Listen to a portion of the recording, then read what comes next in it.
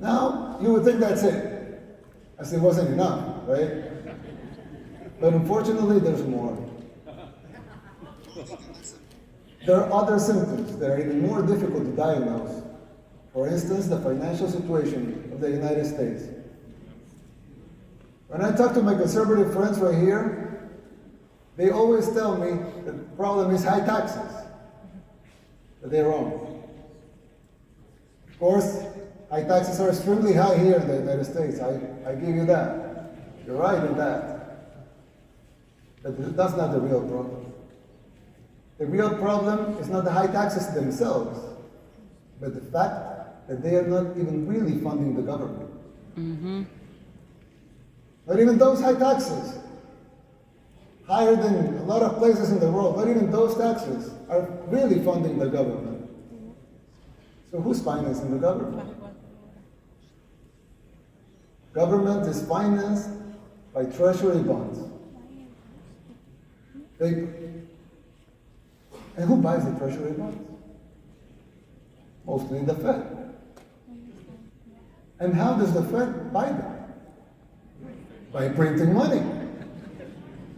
But what backing does the Fed have for that money being printed? The treasury bonds themselves.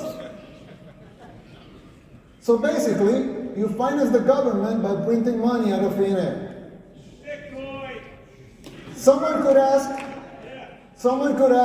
well, so if the government can print unlimited amounts of money out of thin air, why do they collect taxes?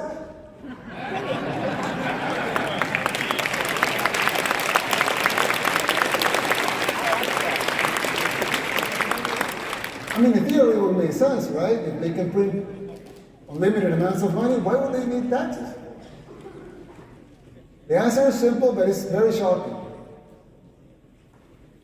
The real problem is that you pay high taxes only to uphold the illusion that you are funding the government, which you are not. It's shocking, but it's true. The government is funded by money printing, paper backed with paper, a bubble that will inevitably burst.